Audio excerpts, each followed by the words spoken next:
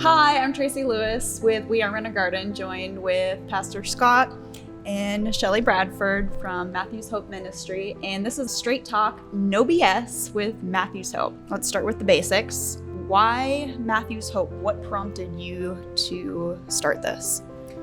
When I first moved out to West Orange County 30 some years ago, what I noticed is a lot of homeless people. And I was starting to ask people around who these people were, and everyone was saying to us, we don't have any homeless people here. And my response back then was, well, we got a hell of a lot of campers then. I wanted to find out what these people were. One, because I myself had come out of homelessness. Okay.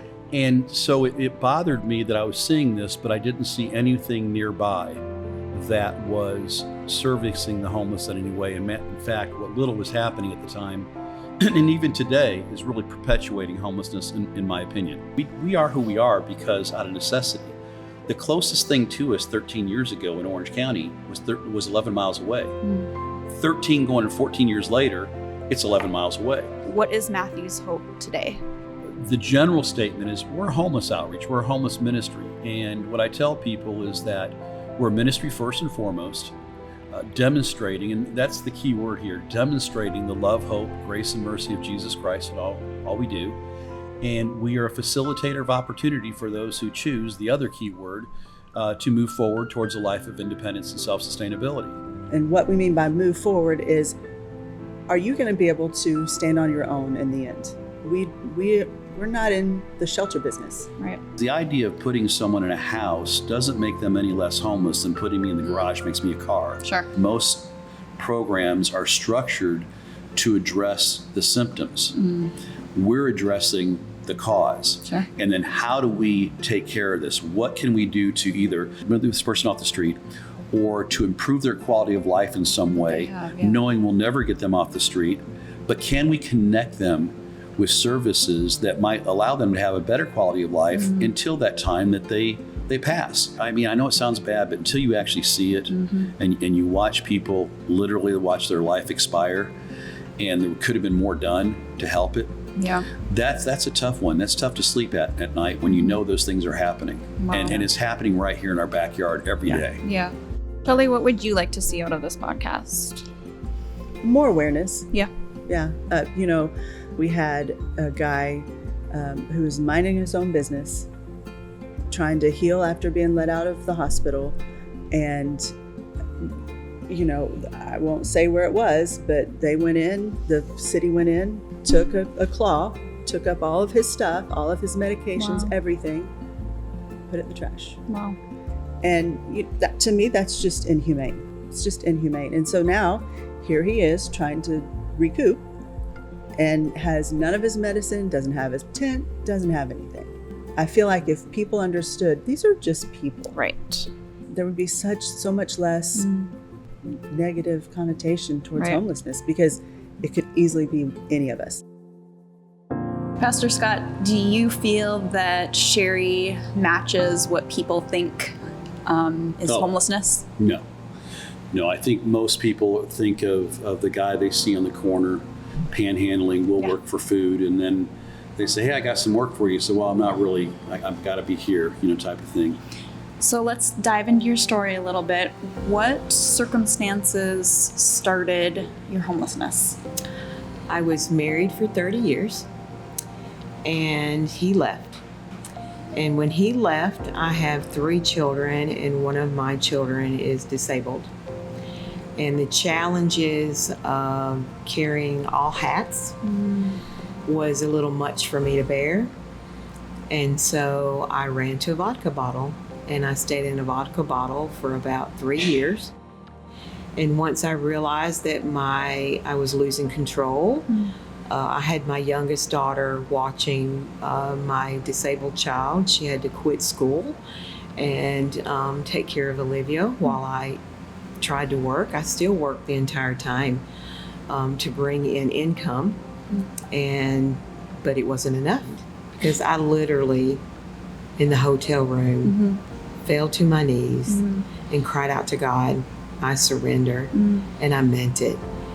I went on a Tuesday and I answered all their questions, And I moved in that very day I got a key, and I worked that program for over 2 years. And it was the hardest thing I've ever had to do in my life, but it was the most rewarding. Yeah. They loved me back to life, and they gave me my life That's back. important, right? Yeah. Matthew's Hope is willing to walk with you, and if you stumble, we're willing to help pick you up again. But a lot of it is kind of helping you help yourself by building your roadmap to the future. I didn't make my hours one day, and so he made me go in on a Sunday, and I go in there, and I'm crying, and I'm out there sanding. It's not fair. Right. It's not fair. Yeah. If anybody's ever refurnished a dresser, you always know that the first thing on your furniture is your polyurethane. It's the shine. And God just really revealed to me that that is what you want people to see outside the window. Well, then I started sanding. And after I got through the polyurethane, then you get to the paint. Well, the paint is the mistakes that you make in your life, the bad decisions, the divorce, the addiction, whatever the case may be. So as I clean off this paint, then you get to the stain. That's the hardest part because it's really deep in the wood. And the best thing to know about the wood is you can't go to the right, nor can you go to the left. You got to stay with the wood, or you're going to make scars. You're going to ruin the wood. So as I keep on sanding, I'm getting through through the stain, and then I had to use this tool because when you get in the corner of the dresser, you have to get the stain out of the corners. So I got the tool, put the sandpaper on it, and I'm over there doing that. And then I just felt like this is Matthew's Hope. Matthew's Hope is a tool that's getting the stain out of these corners that nobody else can see. You don't want them to see. Then you get to the plain wood. That's the raw, how God created you or created me, was this raw wood. And Billy told me one time that as you put water on wood, it brings it back to life. And at that very moment was when I was crying on this dresser. And that God showed me that as I was crying, that was bringing me back to life. That was healing me. So when I got home, I started journaling all this out. And I was able to put it on a cabinet door. That to me was the beginning of Matthew's Hope, from my transformation, from just really surrendering to Matthew's Hope. I had surrendered to God in the hotel room, but then God used Matthew's Hope to really dig deep. And I said, "Hey, Scott, come here. I want to show you something." I was very new to the program. He barely just knew my name. And so as I'm reading this poem to him, I remember you bending on your knee to hear the poem. And when I looked up, when I got through the poem, tears was running through his eyes. That was the first time that you and I connected as one. And ever since then, he has been my security, my protector. Yeah. So thank you, Scott. How do you? That's amazing. Sherry, her success through this was something that inspired me to continue to. Let it all out. It's no BS. Just inspired me to do more, because I said, look, if this girl could do this under these circumstances, there's no excuse. The world makes it very hard to get out of homelessness. I hear people all the time say, well, they choose to be homeless. I've never met anybody in my 61 years that chose to be homeless. I have met people that have chosen to remain homeless because they've given up. They bought into the lie. They're tired. They have been, spit upon, looked badly upon, talked poorly to, and they bought into the lies. And I think that it's more important that we do look at people for the amazing and wonderful creation they are, and love people for who they are, not for who we think they should be. Too, I would love to speak to the audience that are watching now and just let you know that a lot of people that are homeless out here need you, and that they need a shot to have a life that is independent, and that if you have a heart to give and to help, Matthew's Hope is a great way to help others and to give back to the hurting, the lost, and that he has got a great plan set up to show them exactly how to live a proactive life instead of living a reactive life. So I'd appreciate all your help, and maybe I'll see you on the other side one day. When somebody asks you what Matthew's Hope does, how do you explain that? I don't want to say cliche saying is to help people achieve a life of sustainability and independence, knowing that people got to come to that table. When I was a little girl, we had panhandlers all the time in downtown Dallas. We would be driving to church and my dad would go, "I'm not giving them money. Why don't they just get a job?" And even back then, when I was a little girl, I thought, it just can't be that easy. These people have been beaten down and they have bought into the lie that they're less than. I don't mean this to be rude, but how does a homeless person have a cell phone and an ATM card? This guy was definitely homeless. So how can you be sure that a person is homeless in here? Wait a minute. Obviously, all you have to do is look at him. It says right here, the guy was definitely homeless. Don't know any homeless people that are wearing a shirt that says, "I am homeless." I think people think of homelessness, they think of what they see. And that's really not the case. Our fastest growing populations right now, homelessness, are seniors. Whenever you see rushes and trees and things like this where you can't see what's going on, you can only imagine that there's probably people behind there and probably families behind there, including young children. All homelessness does not look like drug dealers or drug addicts. It's families, breakups. It's more to it than what we actually know. We have now criminalized homelessness, in my opinion. Why do you think they call it anti-camp law instead of anti-homeless law? Because it looks prettier. When I was homeless, I assure you I was not camping. Most money is focused, I'm convinced, on hiding the homeless as opposed to helping the homeless. Putting them in jail is not going to solve the problem. It costs about $45,000 to $55,000 a year. Now, what could you do with $45,000 to $55,000 per year per individual? Here's what you Per individual. said. This is per individual. What are some of the costs associated with operating a homeless ministry? Last year, it was just under 8 million. Let's say 8,000? Million. 800? Yeah, just for Orange County. A large chunk of that is donated goods and services. Under roof, we have easily over 100,000 square feet. We have 14 homes. We have the hair salon. We have medical offices at both. We have laundry services. It's a lot. It can be a little overwhelming when you start to think about it. So on Tuesdays and Thursdays, we see anywhere from 130 to 150 people per location. When I'm driving downtown Plant Street, we know the homeless down there. We know they're there. And now take those same people again, as Shelley said, now you unbathed, no haircuts, no laundry, no medical care, none of that other stuff we're doing.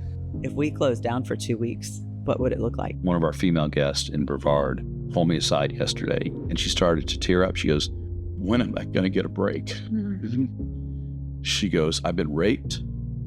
I have been beaten. I have lost my family. I've lost my health. The storm of the last few days," she goes, "everything I have is gone." The look of devastation in her face. I can tell you we are seeing more suicides than we have ever seen. John, suicide. Michael, suicide. Stephen, suicide. Sylvester just died. And you know who Sylvester's told people he knew that if he was ever found dead or he died? He said, "You need to call Matthew's Hope." Mm-hmm. We were fans.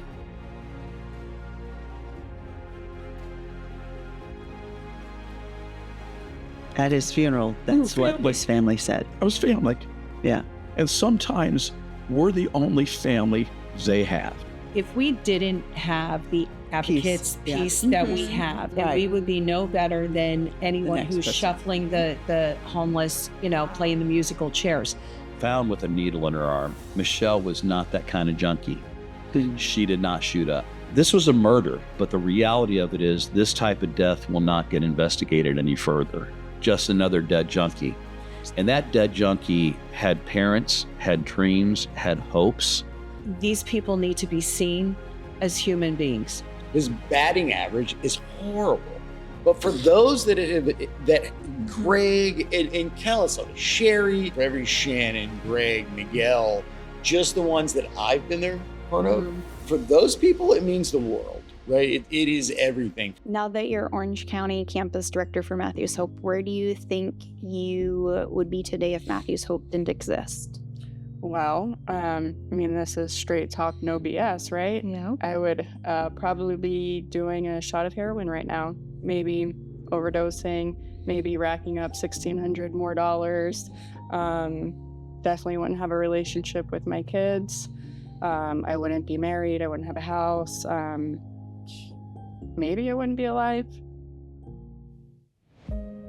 When I tell people what Matthew's Hope is, the hallmark of it, if you will, it's dignity. We do outreach on Tuesdays and Thursdays. Where you're getting showers, haircuts, medical care, mental health care, laundry services, the list goes on. And then on Mondays and Wednesdays, we actually go out into the community and serve our homeless out in the community. Our mobile teams do a lot. More times than not, we are the first touch to someone who might be homeless. And we just kind of meet people where they are out there. Everything we do is all about moving somebody forward, even if all they need that day is a t-shirt and some underwear.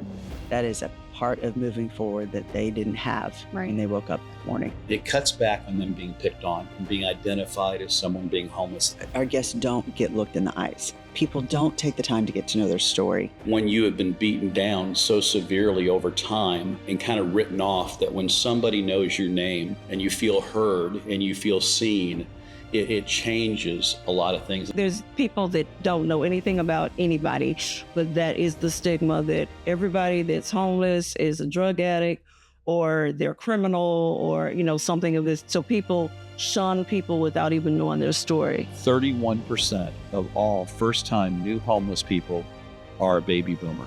35% are women.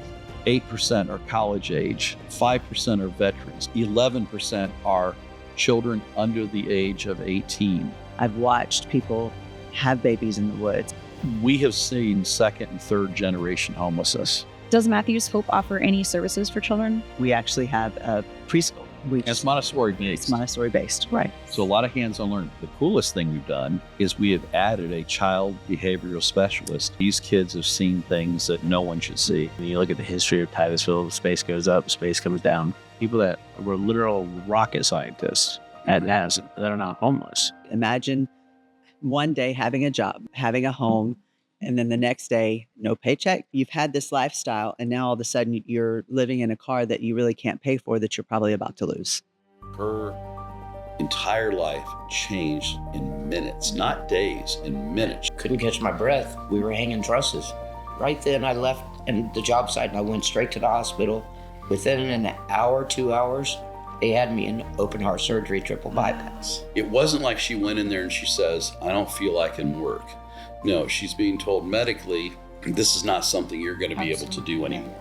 You're 60 years old, not knowing if somebody's going to beat on your car window. You're out there by yourself. They've given me a new life. Total different than it was before. The level of anxiety of the homeless population right now is off the charts. We have so many people come in and their clothes are still wet from the day before. But nobody's asking for tents or sleeping bags because there's no place to go. They're sometimes being moved 2 or 3 times a night. I thought it was ironic that we have Jesus, who's clearly Jesus, sleeping on a park bench. That person would be arrested today if that were to happen in the state of Florida. Are we just eventually going to put all of these people in prison? And is that the way we want to spend our tax dollars? Their mental health is just taking a major toll. And then you add the heat on that, the not being able to sleep, really takes a toll on their body and mind. They're wearing worn out shoes. They don't have support. So they're going to have knee problems. They're going to have back problems. They're going to have hip problems. And then they're sleeping on hard concrete. Rest is important, 68 hours to recover. The buses are going to do amazing things there. Once our guests walk onto the bus, they will get their own pod for the night. A place to plug in their phone, a place to just have some privacy. It will sleep 20 people, and we have 2 other buses already in production. Why are buses a better alternative than building permanent shelters? Nobody wants it in their backyard. The lack of empathy in our country now, in our culture now, is something like I've never seen in my 63 years. I think it's important that the stigma behind homelessness is addressed. You didn't have a mental health issue before you became homeless. Sure. You will afterwards. Donnie had a situation that he was not in control of, frozen in that place. Probably trying to get God's attention because, it's very terrifying.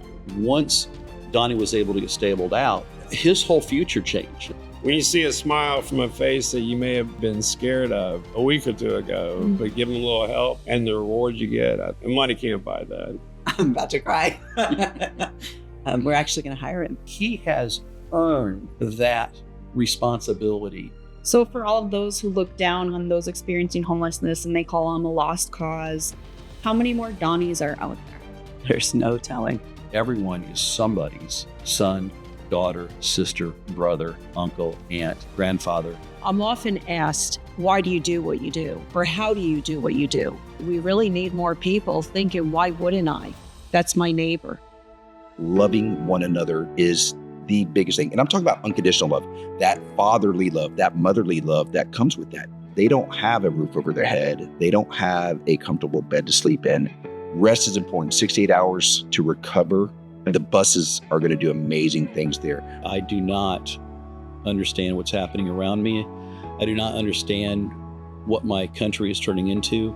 Either you take the resources that we're going to give you, or you decide that you're going to be locked up in jail. That's the way it has to be now. Or involuntary lethal injection or something. Just kill them. If it's coming out of your mouth, it's in your heart. And I find it ironic that just like within 24 hours, there was 2 mass shootings at 2 separate encampments, killing 1 homeless person and severely injuring others. When I became homeless, I had started drinking and using drugs at the time. I don't think people realize how hard it is to beat addiction because it becomes part of who you are. What have you accomplished since beginning the Moving Forward program?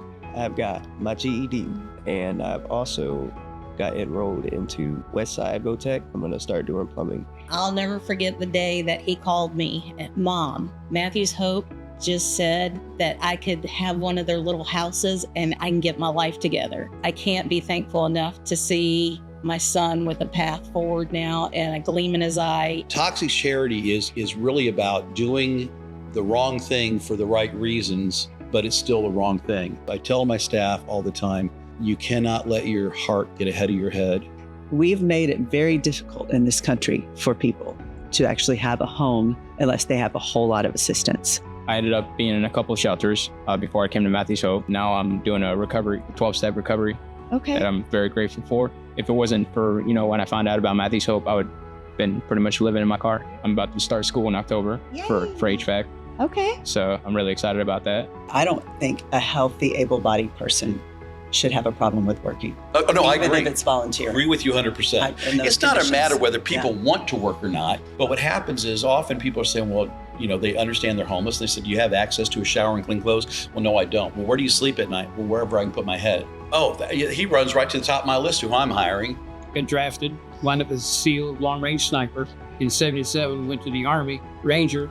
I have 2 meritorious service medals, 6 Army Accommodation medals, 3 Navy Accommodation medals, 4 Army Achievement medals, and 2 Navy Achievement medals. And a bunch of other stuff to go along with it. And he has a Purple Heart. Did either of you ever imagine that this could happen to you? No. No. No, not at all. 35% of our first-time homeless right now are baby boomers. They think it's nothing but criminals and bad people. No. And to walk into a place like Matthew's Hope, where people are actually doing what they're saying they're going to do, and they actually care. Yeah. There's a lot of good folks that Very, very humbling. The key point of Matthew's Hope, which is really what interested me about coming to Matthew's Hope, was the transitional housing piece. That could be in a hotel. That could be in a duplex. That could be in one of our houses. The housing is just a piece of everything else that includes our mental health, our medical, our hair salon, our laundry service, the helping to build resumes. I mean, all those other things are all taking place as part of the package, the moving forward package. And that's why it works. What has happened to us that we really don't care as long as there's a turkey and a ham on our table. What happens on the other is just something you see other people go through. And so I really encourage people to just, of course, be thankful for what you have, but also think about the fact that you really are more blessed than you think you are. The current presidential administration put out a new executive order around homelessness. Those of us who are in this business know that it was a misrepresentation of everything we know about the challenges that people are experiencing out there. The majority of the people that are being injured are the mentally disabled. It's baby boomers, it's grandmas, it's children. Changing things overnight has all kinds of unintended consequences, not just for the people that we're trying to help, but the people that are doing the helping. Why would we want to make their job harder? They're doing good work. You guys are doing good work. You're transforming lives. Why do policymakers want to make it harder? This has been the longest and the shortest year of my life. This year has been a ride that I would prefer to get off of and not do again. We have grown in ways we didn't expect to grow. When I started, we were helping 40 people a day. Now we're up into like 120, 130 a day, twice a week. So, and that's just Orange County. Our mobile numbers are approaching 100 each day. Donor support has been incredible. But then you also have more people you're serving as well. The need is still far outweighing what our ability is and our current resources. Happy 100th episode! Oh, Jesus. Where'd we fit that in? I'm not sure. Yeah, I know. It was my idea to start this because I really wanted us to have a conversation. People write their own story of what the homeless population is, and I just felt like it was our job to educate people. We've had homeless guests on. We have had folks that have come out of homelessness through our program. We've had politicians on. We've had people from other agencies and ministries on. It helps me to be more grateful for the things, you know, that we have that we take for granted, like a bed. But it's really been a blessing to me to get to know your guests and hear their story. So I've learned a lot too, but I've also been able to take a step out and be like, okay, how can I become a better person and a better steward for the community and for the homeless population and also for Matthew's Hope as well. So thank you guys for that.